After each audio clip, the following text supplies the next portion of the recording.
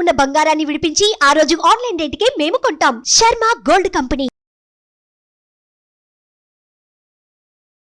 నమస్తే, welcome to Suman TV. నేను మీ anchor Usha. చాలామంది 12 రాశులకు సంబంధించి జూలై మాసాంతం అసలు ఏ విధంగా ఉండబోతుంది, మరి మా రాశి వారికి ఏ విషయాల్లో జాగ్రత్తలు వహించాలని అడుగుతూ ఉంటుంటారు. మరి ఒక్కొక్క రాశి వారికి ఏ విధంగా ఉండబోతుంది, ఏ విషయాల్లో జాగ్రత్తలు వహించాలి, ఎటువంటి పరిహారాలను పాటించాలో సురేష్ గారి నుండి తెలుసుకుందాం. నమస్తే సురేష్ గారు. నమస్కారం అండి ఉషా గారు. కన్యా రాశి వరకు మనం చూసుకుంటే జూలై మాసాంతం అసలు ఏ విధంగా ఉండబోతుంది అంటారు? ప్రత్యేకించి ఏ విషయాల్లో జాగ్రత్తలు వహించాలి? వేదాంగాల ప్రకారం జ్యోతిష శాస్త్రాన్ని కళ్ళతో పోల్చారనమాట. అంటే మనం జరుగుతూ ఉన్న విషయాల్ని, మనం చూడలేని విషయాల్ని ఈ శాస్త్రం ద్వారా మనం తెలుసుకోవచ్చు అని అనమాట. అలానే ఈ రాశి ఫలాలు తెలుసుకోవటం మనుషులకే కాదు, ప్రకృతికి, దేవుళ్ళకు చాలా ఇంపార్టెంట్ అండి. సో మనం కనుక చూసుకుంటే జూలై 2024 రాశి ఫలం కన్య రాశి వరకు ఎలా ఉందో మనం చూద్దాం క్లుప్తంగా. సో కన్య రాశి వరకు వచ్చేటప్పుడు ఉత్తర 2, 3, 4 పాదాలు, హస్త 1, 2, 3, 4 పాదాలు, చిత్త 1, 2 పాదాలకు సంబంధించిన నక్షత్రాల వాళ్ళంతా కన్య రాశి వాళ్ళు అవుతారు. పేరు బలంగా మనం చూసుకుంటే టో, పా, పి, పు, షం, నా, టా, పే, పో ఈ అక్షరాలు లేదంటే ఈ సౌండ్ ఉన్న అక్షరాలంతా కూడా కన్య రాశి కింద వస్తారని చెప్పుకోవాలండి. తర్వాత మనకి ప్లానటరీ ట్రాన్సిట్ పొజిషన్ కనుక మనం చూసుకుంటే సూర్యుడు కర్కాటక రాశిలోకి 16వ తేదీ నుంచి వెళ్తున్నారండి జూలై.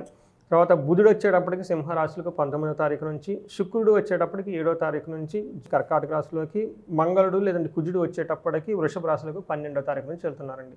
ఈ ప్లానెట్, ఈ 4 రకాల ప్లానెట్స్ చేంజెస్ ఉండటం వల్ల వాళ్ళకి ఎలాంటి చేంజెస్ ఉన్నాయి అనేది మనం చూద్దాం. బట్ బేసికల్గా ఫస్ట్ 2 వీక్స్, తర్వాత 2 వీక్స్ అన్నట్టుగా మనం డివైడ్ కనుక చేసుకుంటే బ్రాడ్గా మనకి ఫస్ట్ 2 వీక్స్ ఎలా ఉంటుందంటేనండి, క్రియాఫలం మృతిం, ఓకే, పుష్టిం కలహం అని చెప్పేసి చెప్తారండి.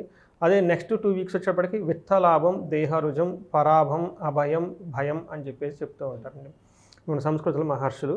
సో వాళ్ళకి డీటెయిల్గా చూస్తే వీళ్ళకి క్రియాఫలం అంటే ఏదైనా కనుక పని అనుకుంటే ఆ పనిలో వీళ్ళకి కార్యసిద్ధి జరుగుతూ ఉంటుందండి. తర్వాత కొంచెం సంబంధించిన హెల్త్ విషయంలో కొంచెం కాంప్లికేటెడ్గా ఉండే అవకాశం ఎక్కువ ఉంది. బట్ హెల్త్ ఓవరాల్గా బాగుంటుందని చెప్పుకోవాలి. తర్వాత అనవసరమైన గొడవలు అయ్యే అవకాశం కూడా ఎక్కువ ఉంది. పర్టికులర్గా లేడీస్తో ఎక్కువ గొడవ పడే అవకాశం వీళ్ళకి ఎక్కువ ఉందండి. నెక్స్ట్ వచ్చేటప్పుడు వీళ్ళకి విత్త లాభం చూపిస్తుందండి సెకండ్ తర్వాత. అప్పుడు ఏమవుతుందంటే అండి, వాళ్ళకి మానిటరీ బెనిఫిట్స్ ఎక్కువ ఉండి ధనానికి సంబంధించిన లాభం ఎక్కువగా ఉంటుంది.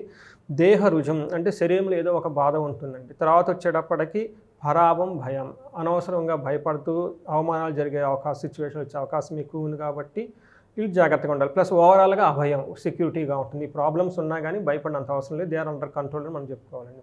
ఇప్పుడు మనకి చూసుకుంటే కనుక వీళ్ళకి సూర్యుడు చాలా మంచిని చేస్తూ ఉన్నాడండి, చాలా బాగుంది ఒక రకంగా చెప్పుకోవాలి. వీళ్ళకి సూర్యుడు వచ్చేటప్పటికి ధనలాభాన్ని చేస్తూ ఉన్నాడండి, మంచి ఆరోగ్యంగా ఉంటారు. తర్వాత బంధువులతోటి, మిత్రులతోటి చాలా కలిసి ఉంటారు. తర్వాత అధికారులతో కలవటం, ఏదైనా కనుక గవర్నమెంట్ రిలేటెడ్ వర్క్ కాకపోతే వర్క్ అవర్ చేసుకోవటం, ప్రొఫెషన్లో వీళ్ళు మంచి డిగ్నిటీగా ఉంటారు, హైయర్ అఫీషియల్తో చాలా నీట్గా మాట్లాడతారు, మంచి సౌఖ్యంగా ఉంటారు, అనుకున్న పనులు అనుకున్న విధంగా జరిగిపోతాయి.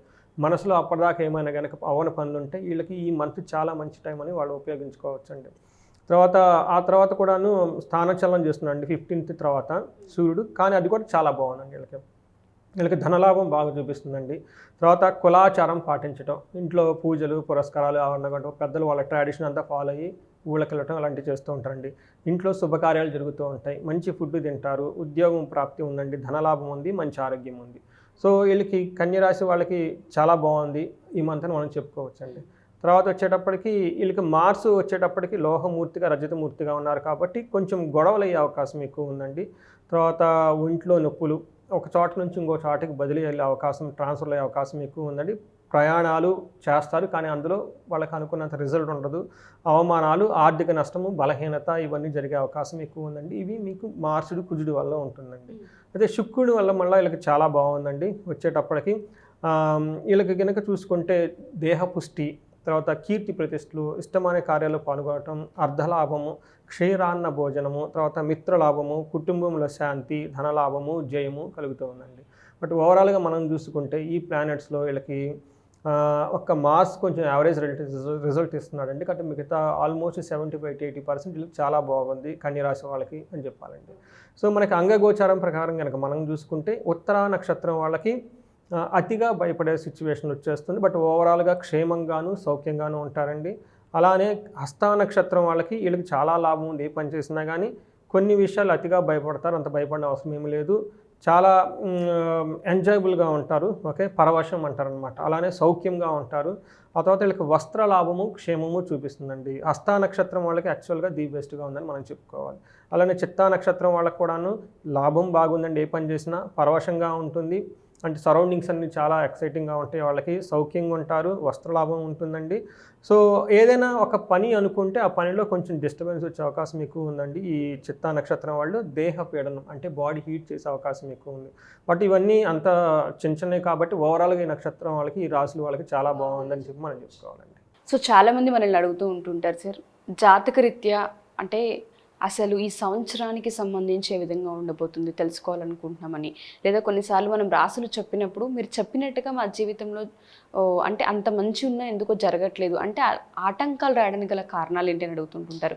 వివాహ సమస్యలు ఉంటాయి, కొంతమందికి సంతాన సమస్యలు ఉంటుంటాయి, ఆర్థిక ఇబ్బందులు ఉంటుంటాయి. వాళ్ళందరికీ సంబంధించి మనం అంటే ఎటువంటి సహాయం చేసే అవకాశం ఉంటుంది అంటారు? జాతకరీత్యా మిమ్మల్ని కలవాలి అంటే అప్రోచ్ అవ్వచ్చు అంటారు? కొన్నిసార్లు జాతకం బాగున్నా వాళ్ళు ఇష్యూస్ ఫేస్ చేస్తూ ఉంటారు.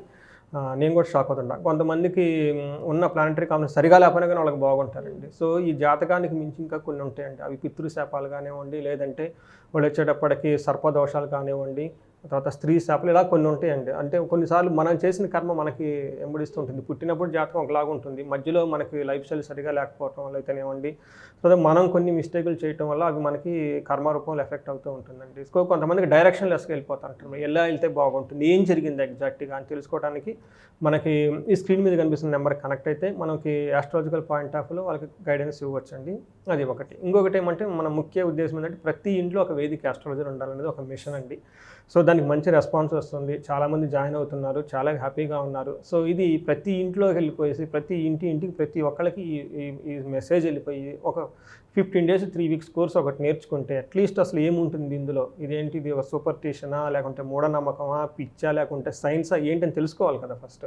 సో ఎవరో చెప్పారని కాకుండా ఈ కోర్స్ నేర్చుకుంటే వాళ్ళకి అర్థమవుతుందండి. ఆ తర్వాత అలాగే సిరీస్ ఆఫ్ కోర్సెస్ కూడా ఉన్నాయి, ఇంట్రెస్ట్ ఉన్న వాళ్ళు చేయొచ్చండి. తర్వాత కొంతమందికి మనం కనకదార అనే ఒక ప్రోగ్రామ్ పెట్టామండి. దీనికి మంచి రెస్పాన్స్ వస్తుంది, కాల్స్ వస్తున్నాయి. కొంతమంది పర్టికులర్గా పొలిటీషియన్స్ అనుకున్న విధంగా లేకపోవటం, ధన నష్టం చూడటం, శత్రువు వల్ల అటాక్ అవ్వటం కానివ్వండి, లేదంటే బిజినెస్లో అన్ఎక్స్పెక్టెడ్గా లాసులు రావటం కానివ్వండి, లేదంటే డబ్బు వచ్చి విపరీతంగా ఖర్చు అవ్వటం కానీ, ఇలాంటి వాటి కనకదార ప్రోగ్రామ్ కూడా మనం పెట్టామండి. దానికి మంచి రెస్పాన్స్ వస్తుందండి. ఈ విషయాన్ని, ఈ అవకాశాన్ని కూడా అందరూ వినియోగించుకోవాలని చెప్పేసి మనం కోరుకుంటాం. తప్పకుండా sir. Thank you sir, thank you so much. Thank you అండి. సో ఎవరైనా సరే మా ఈ ఎపిసోడ్స్ చూసిన తర్వాత జాతకరీత్యా ఒకసారి సురేష్ గారిని సంప్రదించాలి అనుకున్నా, కనకదార హోమంకి కనుక మీరు జాయిన్ అవ్వాలనుకున్నా, డీటెయిల్స్ తెలుసుకోవాలి అనుకున్నా, లేదా ఆస్ట్రాలజీ కోర్స్ని మీరు తీసుకోవాలి అనుకున్నా, కింద స్క్రోల్ అవుతున్న కాంటాక్ట్ నెంబర్ని కాంటాక్ట్ చేస్తే సురేష్ గారి మీకు పూర్తి వివరాలు అందిస్తారు. Thank you. సుమన్ టీవీలో మీ పర్సనల్ అండ్ బిజినెస్ ప్రమోషన్స్ కోసం కింది నెంబర్కి కాంటాక్ట్ చేయండి.